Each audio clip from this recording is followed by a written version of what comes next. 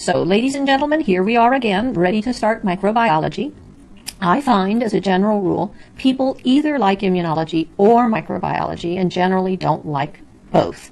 However, depending on your preference, we'll be going through all of the diseases that you need to know for the exam. I think you'll find that the questions are quite straightforward. Generally, people tell me that it's a question of either knowing the diagnosis or not, although generally the question itself is not diagnostic. The favorite question to be asked out of this group of chapters is the molecular basis of pathogenesis. So once again, this is going to be very foundational material leading us forward toward pathology.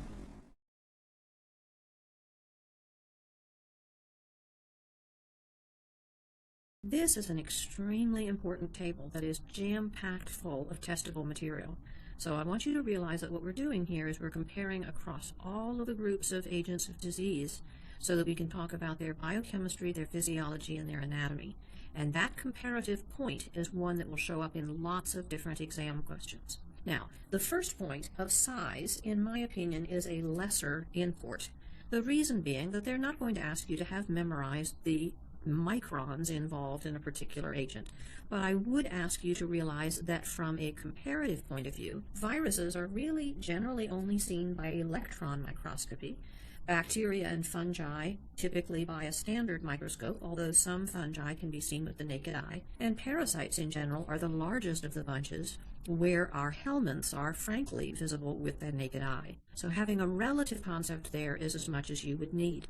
This can be useful in exam questions because obviously if they give you an electron micrograph to diagnose a particular agent of disease, they're telling you that most likely it is in the viral category. Now, as far as cell types are concerned, realize that prions, which are simply infectious proteins, the agents of what we call slow viral diseases, but recall they are not viruses at all because they have no anatomy whatsoever. They are simply proteins which deposit extracellularly that are acquired by infectious means. Viruses do not have the attributes of a cell. They are totally dependent and act parasitically on using the cells with which they live. So they will use the ribosomes and everything according to whatever type of organism they are in fact infecting. Now for bacteria, realize that there's a very important synonym here that you must understand. Bacteria are prokaryotic life forms in that they have no membrane-bound organelles. And that is an extremely key point to remember, that they have no nucleus because there's no nuclear membrane. They have no mitochondria, no membrane-bound organelles. And the division between bacteria, the prokaryotes, and the eukaryotic forms, which are to the right of my line here, realize that eukaryotic cells are what we are composed of. So the standard memory of mitochondria, of nucleus, of all those typical membrane-bound organelles that we have in our cells would also be found in the eukaryotic microbes, namely fungi and parasites. Now let's continue on down for the rest of the attributes of organisms. As we said, viruses require only the attributes of the host cell. They depend upon enzymes from the cell in many cases. They may have DNA or RNA as their genetic material, but they have no organelles. They depend entirely on the cell that they inhabit to create their life cycle and assemble the new generation of virions. Our prokaryotes have both DNA and RNA, and realize that a fundamental distinction with bacteria is that they replicate continuously. Now I think that there's an interesting phrase that I found in the literature not long ago that's extremely descriptive of the differences, simplistically, between bacterial replication and that of eukaryotes. And that is the phrase, bacteria are born pregnant. If you think about that concept, it tells you that at the point that a bacterium has finished dividing, there are already replication forks zooming around the chromosome in both of the daughter cells. So the ability of a bacterium to replicate rapidly is always going to be more fast than anything a eukaryotic cell can do. Now, if you recall back to your biochemistry, you should remember that bacteria have both mono and polycistronic messenger RNA. Monocistronic, of course, is the dogma in eukaryotic cells, and the one that we are most familiar with, that we would say that one gene equals one enzyme. That is the concept of to be monocistronic. In the case of bacteria, if you recall, they often have several genes working together. The operon concept, which you probably recall from your basic microbiology, and that is what it means to be polycistronic. Now, other than that, bacteria have exons without introns, so those repetitive, non-transcribed units are not present in the bacteria. They have 70 S ribosomes, which are targets for things like tetracyclines. They replicate asexually by a process of binary fission, and they have a cellular membrane which is devoid of sterols. Now, notice that there is one exception to the rule that I just gave you, that bacteria do not have sterols in their membrane. And remember that it's often easier for them to pose a question in the fashion of asking for the exception to the rule rather than the rule itself. So you truly must know that mycoplasma is unique amongst the prokaryotes in that it possesses sterols in its membrane. No other bacterium does. The cell wall of a bacterium is made of peptidoglycan. And remember again, this is a great interface with your pharmacology, that penicillin and the cephalosporins will target the synthesis of that peptidoglycan cell wall material. Anytime we have an anatomical piece of a microbe which is used as a pharmacologic target, think the way the question writer thinks. This is going to be an ideal way for them to write a microbiological vignette and then work you into a pharmacology question. And those are the sorts of integrations you need to constantly be thinking about. Now, back to our eukaryotes, which you will recall are the fungi and the parasites as well as our cells. We have all the typical membrane-bound organelles, DNA and RNA, and we replicate our cells using a cell cycle, a synthetic phase, GS, etc. Those phases of the cell cycle are unique to eukaryotic organisms. Monocistronic messenger RNA, one gene equals one enzyme, introns, and exons. So remember, as a point of post-transcriptional modification, we are going to have to remove those introns from the final product. 80 S ribosomes, and the process of replication involves mitosis and cytokinesis. Now notice that below that point, we have the first distinction between the fungi and the parasites.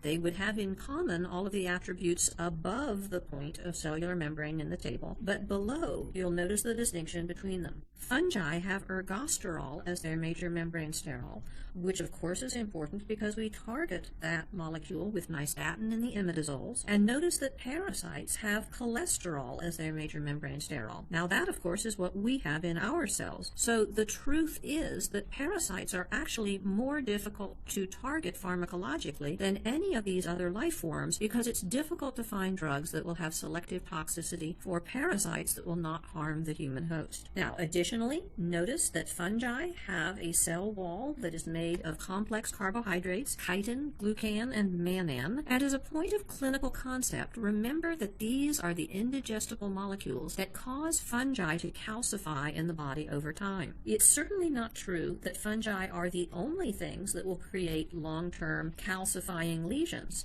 but I would say to you that it is a strong hint, if one finds calcifying lesions in the lung of a patient, that you should at least have fungi up at the top of your differential list. Notice parasites have no cell wall whatsoever.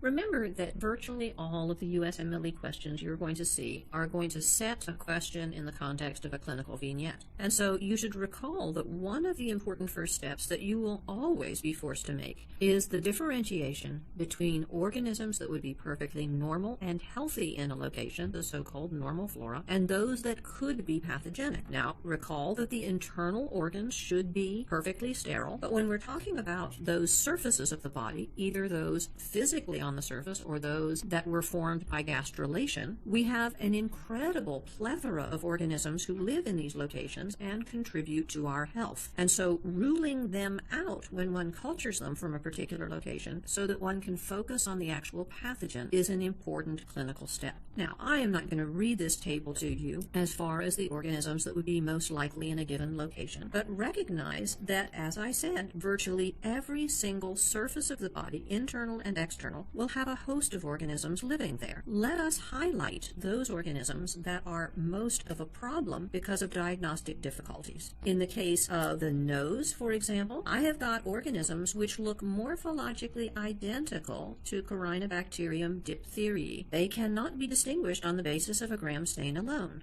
So realize that the simple culture of gram-positive rods resembling Corynebacterium diphtheriae out of the nose is not a diagnostic clue. I must have an adjunct to that culture. Notice that the oropharynx is a very mixed bag. I have streptococci of a variety of types. I have non-pathogenic Neisseria, non-typable Haemophilus influenza, and even fungi such as Candida. So of the culture of the oropharynx, there really are not a lot of cases where I'm going to be able to make the diagnosis of a pathogen on a gram stain alone. I have to have an additional step in my diagnosis to make certain that the organism I've cultured is not one of these normal flora. In the gingival crevices, I think you should remember that these are anaerobic foci, so various anaerobes will live there that may cause problems when they enter contiguous tissues following damage. The colon, of course, is jam-packed with organisms. There are actually more bacteria in the colon than anything else. And remember that the vitamin K that we need to clot blood is by and large synthesized by coliforms in our bowel. So altering the presence of normal flora in locations can indeed injure the patient's health. Finally, in the vaginal fluids, notice the key point that I have got gram-negative diplococci. They belong to the genus Villanella, but what I'm saying to you is that the finding of gram-negative diplococci in the vaginal fluids is not diagnostic of gonorrhea, because normal flora Villanella look exactly the same. So simply recognize that this table is showing you the places where you have to make certain that you rule out a normal flora organism if they give you the setting of a mixed culture being obtained from a particular location. Obviously, the spinal fluid is sterile, all internal organs, but these are the places where you could have confusion. Now, I wanted to simply make a tiny definition topic here to make certain that we're all on the same page about some very commonly used but often misunderstood medical terms. A carrier is a person who has a pathogen in their tissues but has no signs of disease. And the classic story was, of course, of Typhoid Mary, who was infected with Salmonella typhi, and she was the source of infection of a very large number of people in the early 1900s in upstate New York. She had no symptoms and was very difficult to convince that she was the source of the problem. So classically, someone who has a pathogen in their tissues is capable of transmitting it to others but has no signs themselves. Now, bacteremia and septicemia are often misused, although they are variations on a theme. Notice that any time I have a word with emia in it, it of course implies that I've got something in the bloodstream. Bacteremia, viremia, parasitemia, fungemia, all reflecting the presence of organisms in that location. But remember that because of the fact that we have so many bacteria living on our surfaces, it is a very, very common thing to have showers of bacteria get into the bloodstream, and this may have absolutely no clinical manifestations. So bacteremia is the presence of bacteria, however briefly, in the blood. The distinction, and the one that is a medical issue, is the case where we have bacteria multiplying in the bloodstream. We refer to this as a septicemia, and septicemias are always symptomatic.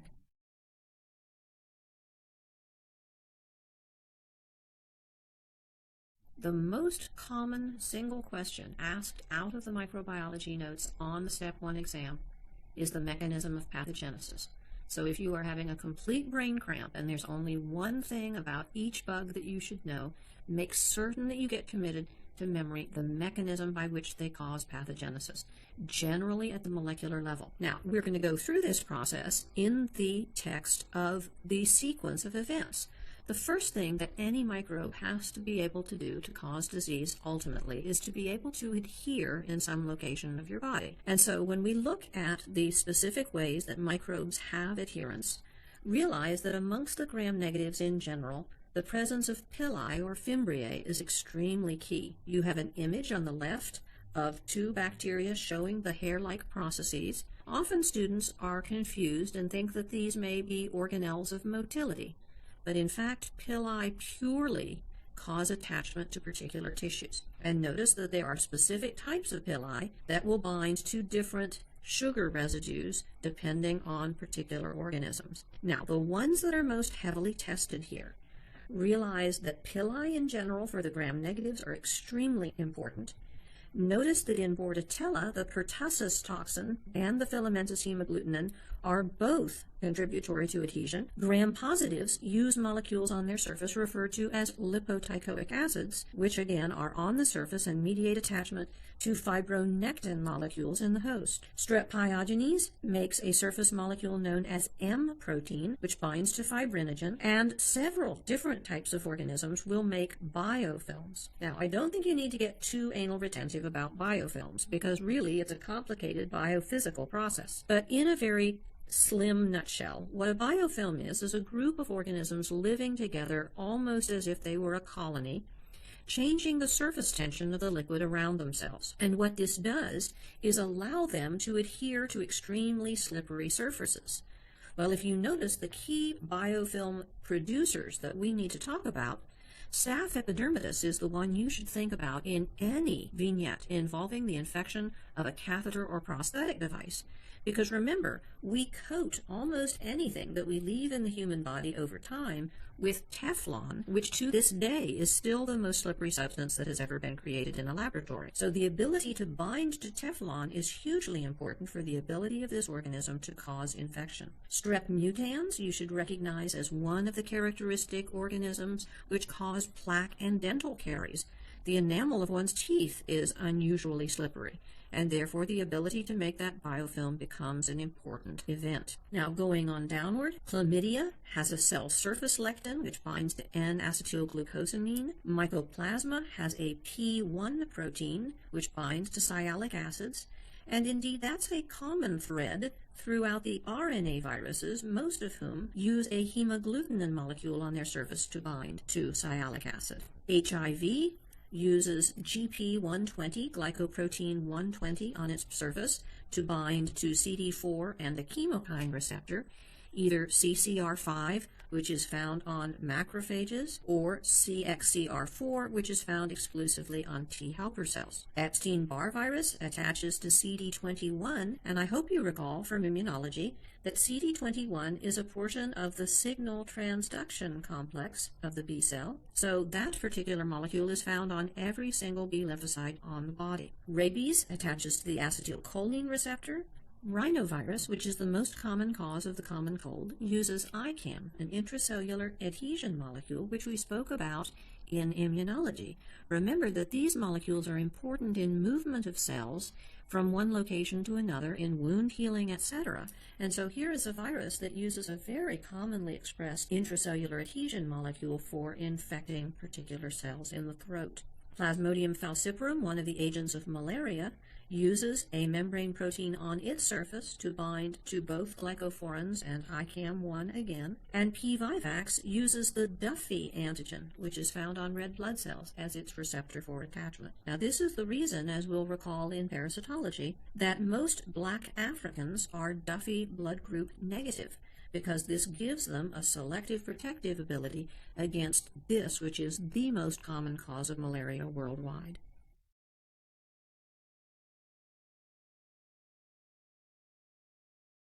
Thinking about this immunologically, remember that the first step of one's immune response is to throw acute inflammation at any invader, and remember that the cells that enter during acute inflammation have in common that they are phagocytic. So the next step in the organism's attempt to survive inside our body is that it needs to evade phagocytosis. There are a variety of different mechanisms that have evolved to do this.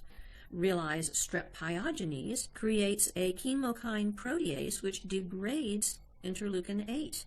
And if you recall, interleukin-8 is a key chemical causing chemoattraction of neutrophils into an area of inflammation. Simultaneously, it makes C5a peptidase, which shuts down C5a and further impedes chemotaxis of neutrophils, and Pseudomonas will inactivate both of the anaphylatoxins C3a and C5a. Now realize that any organism who has a capsule is going to be protected from the speed with which a phagocyte can engulf it, because it's sort of like trying to hold on to a bar of soap in your shower. It becomes very slippery. So if an organism has a capsule surrounding itself, sometimes these are called slime layers or glycocalyces. They're all gelatinous secretions of the organism that make them slippery. And in each and every case where a capsule is present, it makes it more difficult for a phagocyte to engulf that particular organism. Over in the margin notes, we have a list of organisms who are important capsule producers. This is not an exhaustive list, and indeed, if you want the complete list of every single organism we'll talk about that has a capsule, you will find that in the appendices that follow the microchapters. But suffice it to say that these 7 organisms are the most important of the capsule producers, and the ones for which you should answer that the capsule is their most important mechanism of pathogenesis if you are asked. So notice the mnemonic. Some killers have pretty nice slimy capsules, giving you the first letter of these key encapsulated organisms. Strep pneumo, Klebsiella pneumo, Haemophilus influenza, Pseudomonas aeruginosa, Neisseria meningitidis, Salmonella species, and Cryptococcus neoformans, which of course is the one and only encapsulated fungus that we will talk about. Now remember, if I have an organism that can impede opsonization, this is going to be an additional way of avoiding the speed of phagocytosis. So notice our examples that M protein produced by Strep pyogenes destroys C3 convertase and therefore prevents opsonization using C3b, and protein A of Staph aureus binds the tail of the IgG molecule in such a way that it cannot be used by a phagocyte to fit into the Fc receptor. So imagine this working with Staphylococcus. If here is my coccus, and I have immunoglobulin molecules, all of which are being bound by their tail to the surface of the organism, obviously that Fc tail is not available for any phagocyte to grab it and use it for phagocytosis. And this is sort of reminiscent of taking a weapon away from someone and pointing it at them so that they can't use it against you. So it's a very clever technique that Staph aureus has for evading opsonization. Pili protect against phagocytosis in the case of Neisseria gonorrhea. Realize that not all pili protect against phagocytosis, but it is true for this organism. Their major role, of course, is in adherence to mucosal surfaces. If we think sequentially of the next step that an organism might want to elicit, it would be to avoid the acquired immune response that will now be marshaled in response to an organism's entry. So realize that we have a number of ways that organisms have evolved to evade specific recognition by either antibodies or other protective immune cells. Antigenic variation is one of the most common of these. Neisseria gonorrhea will alter both its pilus and its outer membrane proteins. The entire family, Enterobacteriaceae, will alter both capsular and flagellar antigens. HIV and many other viruses will be said to antigenically drift, constantly having mutational changes that will alter their surface appearance. And realize that segmented viruses such as influenza are capable of the more dramatic change of appearance that we refer to as antigenic shift. Now, we will be talking about this in more detail in the virus chapter, but drifting is mutational and shifting is via reassortment of a segmented genome. So drifting typically at most would cause epidemics of disease, minor changes, and shift, which is very dramatic and sudden, is much more likely to cause pandemics of disease, such as what we see every 10 years or so in the influenza group. African trypanosomes change their variant-specific glycoprotein, and the goal here for the organism is to constantly keep ahead of the developing immune response. By changing the appearance of its surface, your immune response is sort of kept on an inevitable treadmill, constantly trying to make a response to the new and different appearance of the organism today.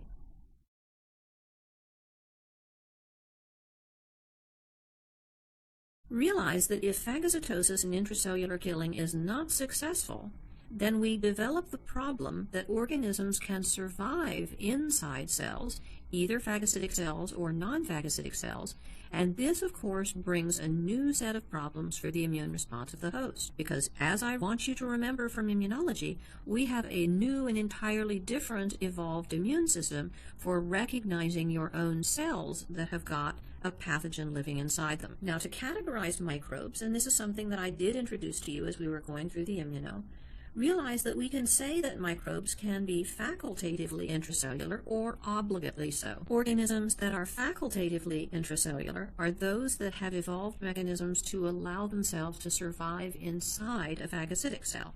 So we'd be thinking of things like Mycobacterium as an entire genus. We would be thinking of Listeria. We would be thinking of Leishmania out of the parasites. We would be thinking of Histoplasma out of the fungi. And that, of course, is not an exhaustive list again, but those are some of the more important ones. Facultative intracellular organisms, in general, can be grown outside of the cell. But the problem is that in the body, they allow themselves to be ingested by a phagocyte, and they survive there, so that it makes them more difficult to handle immunologically. Obligate intracellulars are those that must have a cell to live in. So the classic example here would be all of the viruses. Viruses cannot express a life outside of a cell. So they would be said to be obligately intracellular. And of course, out of the bacteria, we would have examples like chlamydia. We would have the rickettsia. These are obligate intracellular organisms that must be grown in tissue culture or cell culture if they are to be grown outside the body. Now, the mechanisms by which this is accomplished are several.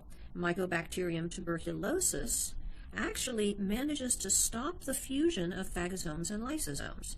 And it does this by elaborating molecules known as sulfatides, which are basically sulfolipid molecules that when they are produced, they will actually cause the production of sulfuric acid when they hydrolyze. So the organism is living inside the phagocytic cell in its own little bathtub full of H2SO4, and that seems to send the signal to the phagocyte not to add the additional lysosomes. So this is how Mycobacterium tuberculosis gets around intracellular killing. Listeria has a somewhat different technique. It actually jets out of the phagosome before the lysosomal contents are dumped in. So it will live in the cytoplasm of the phagocytic cell. The viruses are those that are obligately intracellular, and they simply will move from cell to cell, normally having only a brief period of time when they would be susceptible to antibody-mediated immunity, as they are outside of the cell and selecting a new cell to infect. But the syncytial viruses specifically, paramyxovirus family, herpes, and HIV, these are viruses that move from one cell to another by causing the fusion of an infected cell with another uninfected cell next door. So if you think about this, they are really minimizing the period of time when they are extracellular and could be attacked by any humoral form of immunity. So bottom line immunologically, the syncytial viruses are much more likely to absolutely require a cell-mediated immune response. Another thing that can contribute to intracellular survival is alteration of expression of MHC molecules. And this is a very common strategy that is handled in Appendix 4 of the immunonotes. But to repeat here, herpes, adenoviruses, rubeola, all shut off MHC expression on infected cells. And if that recognition molecule is not available, then my cytotoxic T cells are going to have a problem hunting down and distinguishing the difference between infected and uninfected. Remember from our immunology that the key protective molecule on the mucosal surfaces is IgA. So if an organism intends to get into the body from that route, it can be very advantageous to produce a protease to destroy that protective immunoglobulin. Notice the list that we have here of the key IgA protease producers. These organisms have in common that they all enter the body across the mucosal surface. So this is their portal of entry.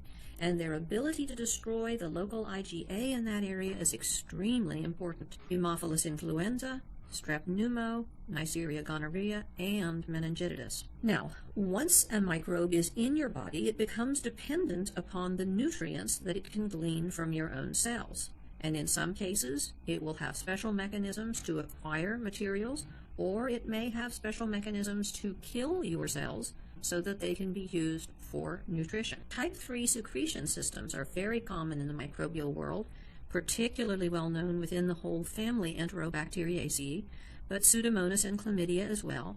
You can think of these as little toxin delivery devices, sort of like little molecular syringes that inject toxins into cells and kill them. If an organism has to live intracellularly, typically it will need to have something like an invasion molecule that will allow it to penetrate non-phagocytic cells. And realize, as I said, once an organism is in your body, it depends upon you to provide the nutrients. And since bacteria tend to have a very high requirement for iron nutritionally, many of them will produce siderophores, which will allow them to chelate iron and import it for their own purposes. Dissemination of organisms through the body is created typically by the production of enzymes, and these, depending on their presence, can cause very rapid spread through the extracellular matrix. Notice that the organisms we'll be talking about in this category of spreading factors are generally things that we would associate with very rapid tissue necrotizing fasciitis, things like that. Collagenase, produced by Clostridium perfringens. Hyaluronidase breaks down hyaluronic acid. Both Strep pyogenes and C. perfringens, the agent of gas gangrene, will do this. C. perfringens, again, agent of gas gangrene, produces a lecithinase, which dissolves cellular membranes. And streptokinase, produced by Strep pyogenes, dissolves the fibrin clot. Streptodornase, again, produced by Streptococcus species, breaks down DNA from dead cells, reduces the viscosity of pus, and allows the much more rapid spread through the tissues. So each of these characteristics would allow the organism to come from a central point of inoculation and then spread rapidly through fascial planes without regard for anatomical boundaries.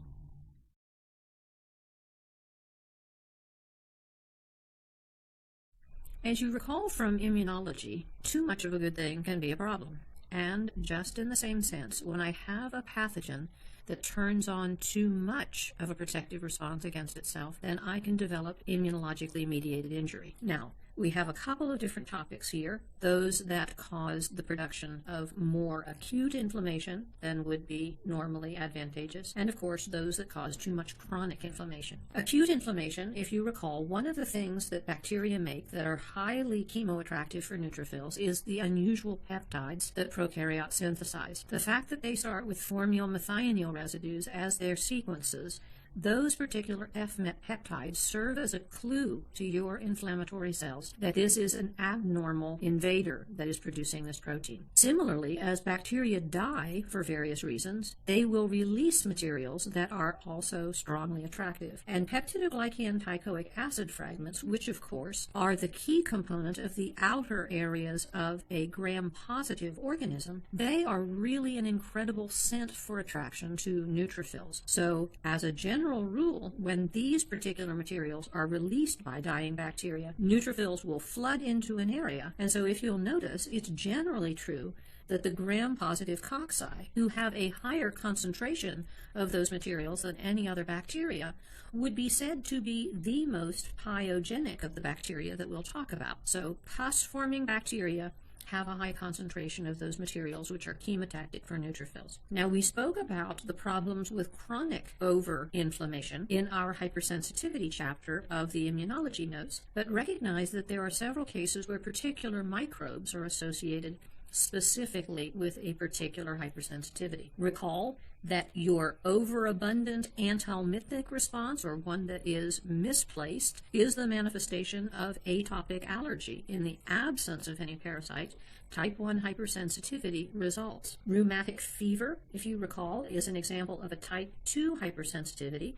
And in this case, antibodies against the particular M protein of Strep pyogenes will cross-react with perivascular connective tissue. And so the patient makes antibodies that then auto-react with the heart and cause the damage that we know as rheumatic fever. The example of type 3 hypersensitivities that is most frequently asked on the exam is that of post-streptococcal glomerulonephritis, because this is a clear case where the circulation of immune complexes, antibodies against Strep pyogenes, specifically serotypes M, 12, and 14, those will circulate in the vasculature, and then their size will cause them to block small diameter blood vessels. So remember, from the pathology, those are going to yield lumpy, bumpy deposits in the kidney, or granular, irregular deposition, not the very linear deposition that I would expect with other types of nephritis. Type 4 hypersensitivity, tuberculosis, leprosy.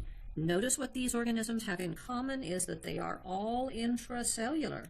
And if you hearken back to our yammering in immunology, it is the intracellular organisms that will cause the stimulation of cell-mediated immunity.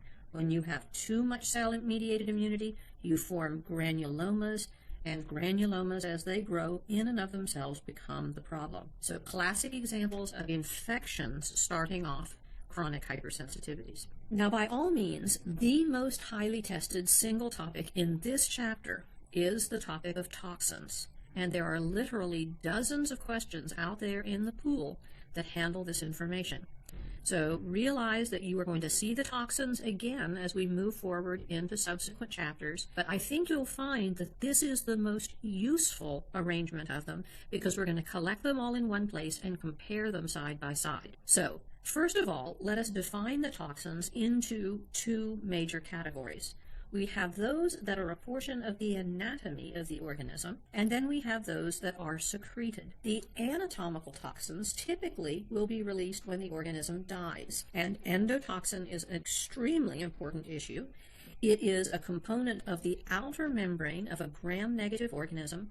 Only gram-negatives have endotoxin, therefore. It's extremely heat stable. In fact, you can put endotoxin into an autoclave and it will still come out with its original toxicity. Extremely heat stable. It's made of two components. The toxic moiety is lipid A. The other component is the polysaccharide component, and that is the one that is vaguely immunogenic.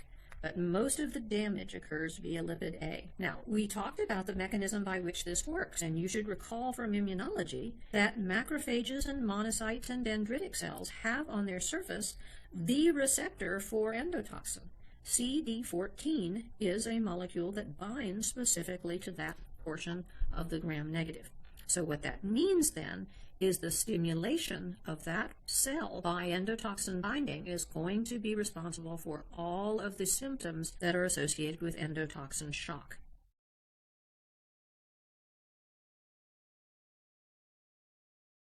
The second anatomical toxin is the component of peptidoglycan and teichoic acids, which can be released from gram-positive organisms. Again, released when the organism dies. We said that this is chemoattractive for neutrophils, and we talked about the issue of chemotaxis and pyogenesis, pus formation. Now, realize that these two anatomical toxins are very likely to be important in the diagnosis of a variety of different diseases. And just as a single example here, realize that meningococcal meningitis is going to look different than any other type of meningitis we'll talk about because of the extremely rapid onset of endotoxin shock. And the reason for this is that all of the Neisseриas constitutively overproduce outer membrane fragments. That means that even while they are alive, they are creating these membrane fragments and releasing them into the environment. So more than any other gram-negative that we will talk about, Neisseria as a genus, when it gets into the blood, is going to cause a very rapid onset of a medical emergency due to endotoxin shock. Now, one of the key corollaries within this particular topic that I want to make sure that you understand, you are going to see over and over again within our notes, is the discussion of the actual molecular basis of endotoxin damage. This is something you will handle again in pathology, and it is incredibly heavily tested on the exam. So I'm going to suggest that you put some sort of a mark beside figure 1-36 and make certain that you come back to this again and again so you can answer the details of what each of these particular molecules will do to cause the manifestation of what we call endotoxin shock. Now, because the majority of this is going to be dealt with again in pathology, I am going to deal with this in rather of an overview. But let's start with the release of lipopolysaccharide from the gram-negative organism. Realize that the first step in the process is the beginning of the coagulation cascade by stimulation of factor 12. You will also find that endotoxin activates complement. And remember, we talked about the anaphylatoxins of complement being necessary for attracting cells and also causing vascular leakage. All of the cells from your circulation are going to be attracted into the area. They will make their respective cytokines, like tumor necrosis factor alpha and interleukin-1. And so knowing specifically what these things do is hugely important. Interleukin-1 being responsible for causing the rise in body temperature, This is the endogenous pyrogen, which produces fever. Tumor necrosis factor acts upon endothelia to make it leaky. And so the combination of the procoagulant activity of activating the clotting cascade and the anti-fibrinolytic pathway going along with it is going to cause the formation of microvascular thromboses. This then is going to cause the blockage of blood vessels. So areas where the blood vessels have been blocked will now die distal to the point of blockage. There will be ischemia of tissues distal to those blockages. And eventually, the increased vascular pressure through these blockages will cause hemorrhage into the necrotic tissue, and the patient will go into vascular shock because of the fact that they now have increased all of that flow of blood into this necrotic tissue, and the end result is vascular collapse. Now, this is contributed to, additionally, by other molecules either released from injured endothelium or from inflammatory cells that enter. Interleukin 6 is known to cause the acute phase response. Interleukin 8 causes chemotaxis of more neutrophils. Nitric oxide is going to cause permeability and is the major contributor to the vasodilation and shock which result. And taken all together, this is the stepwise fashion by which patients die of endotoxin shock.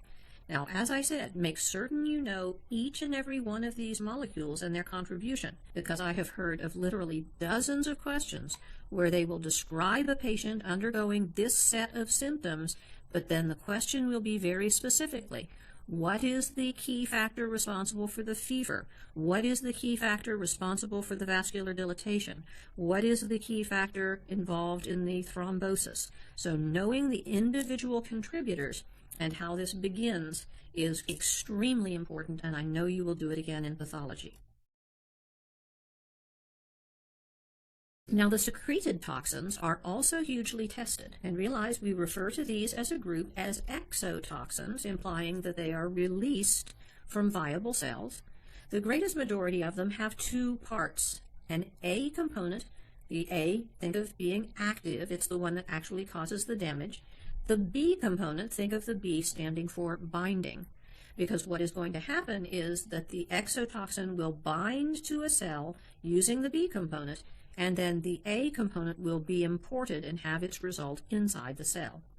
Now, one of the advantages of these forms of toxins is that they're generally rather easy to inactivate. And so this is the basis of many of our toxoid vaccines that we spoke about in immunology in the vaccination chapter, that the alteration of these protein molecules from organisms can then be used as a good immunogen so that the patient will make antitoxin antibodies and be protected from that disease. Now, in addition to calling these exotoxins, they can also be referred to by their site of action.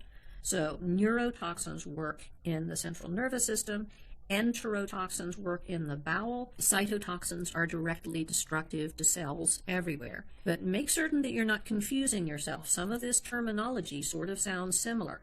And if you're reading too fast, you can think of endotoxin and then enterotoxin and make the mistake of thinking that those are the same thing. No. Endotoxin is from gram-negatives. Enterotoxins are simply a subcategory of a secreted toxin, so they are not at all similar. Now, this table, where we have the comparison of all of the different secreted toxins that you need to know, is, in my opinion, a table that you should put some sort of huge mark on to make certain that you review this over and over again until its contents are absolutely second nature, because there are truly dozens of questions that can be answered directly out of this table if you have it well in mind. Now, what I find most useful about this is that we have divided the functions of the toxins by their mechanism of action.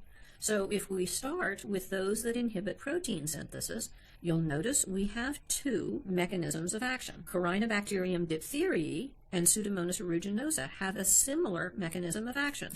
Both of them ribosylate eukaryotic elongation factor 2 and therefore inhibit protein synthesis in eukaryotes. But notice what is different between them is that C. diphtheriae binds to heart and nerve and epithelium, so the binding component attaches to those cells, whereas exotoxin A of Pseudomonas targets liver cells. So notice that the symptoms and signs in the affected individual are going to be totally different. But it's not because the toxins function very differently, it's because of their binding to separate types of cells. The second mechanism of action within this category is that of the Shiga toxin and virotoxin of enterohemorrhagic E. coli. Both of these, if you will notice, are enteric types of toxins, and they both function by inhibiting the 6DS ribosomal subunit, so inhibiting protein synthesis in eukaryotics in that way. The next four are cyclic AMP inducers. And if you think from a biochemical perspective of the role of cyclic AMP, you should recall that it is intrinsically involved in fluid balance in the cell. Yes, it's a second messenger, but the key thing that will happen if I start monkeying with this process is loss of fluid from the cell. So notice that the place where the toxin is produced is going to affect how I see the manifestation of this problem. Obviously, if I alter fluid balance in the intestine, the result is going to be diarrhea. That's fairly straightforward. The loss of fluid in other tissues is going to cause edema or anasarca, depending, and it's simply a function of where the toxin is produced as to where that fluid loss will be manifested. But looking at the categories, notice that we have the enterotoxigenic E. coli heat labile toxin, which causes diarrhea by ADP ribosylation of GTP binding protein, and the cholera toxin of Vibrio cholerae does something virtually identical, ADP ribosylating GTP binding protein. The pertussis toxin is the one that has an unusual category of function in that it ribosylates G sub I, which is the negative regulator of adenylate cyclase. So if I decrease the function of the negative regulator, the net result is an increased production of cyclic AMP.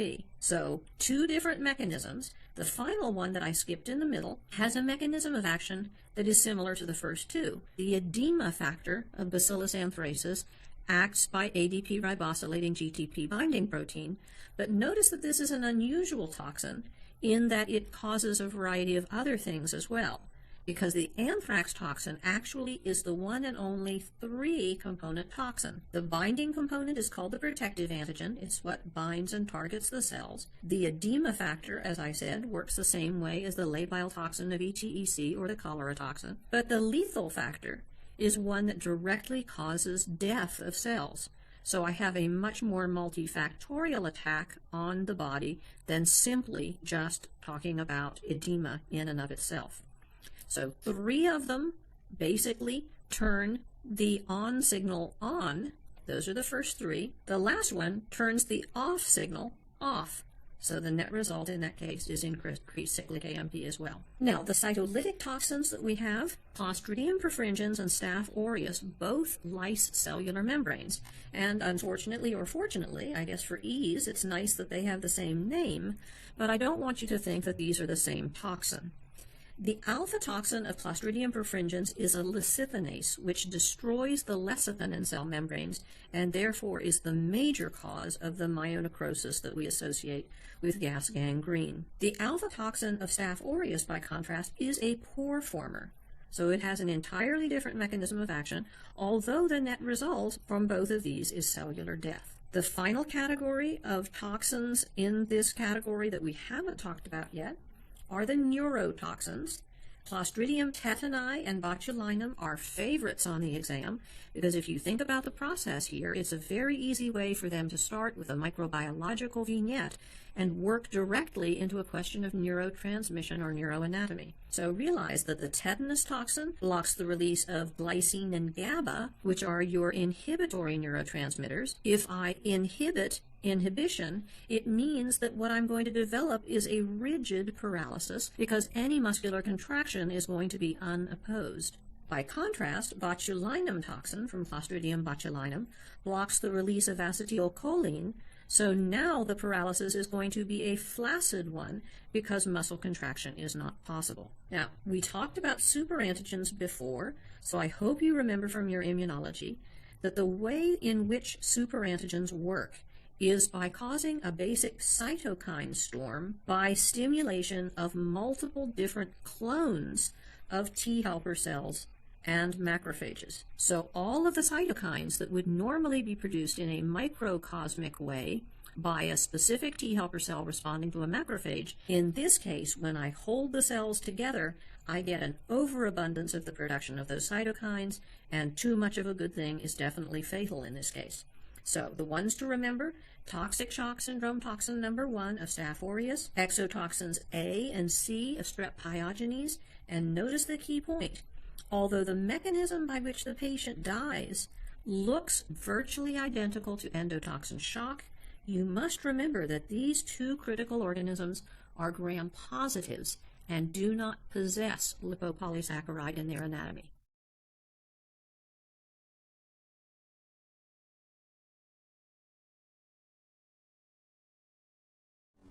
So now that we've spoken about the generalities of microbial pathogenesis, and you've realized that the disease process is the converse of what we spoke about in immunology, we're now ready to talk about another important subject on the exam, which is the problem of drug resistance and transfer of drug resistance between organisms. But remember that Chapter 1, which we just finished, is going to have a huge number of answers on exam questions due to the fact that the diagnostic question will almost always culminate with a question concerning the molecular basis of disease. So don't overlook Chapter 1. We'll handle the material again bug by bug as we go forward, but this is a group of small numbers of pages that are very jam-packed, full of testable material. So make certain you feel comfortable with this before we move onward.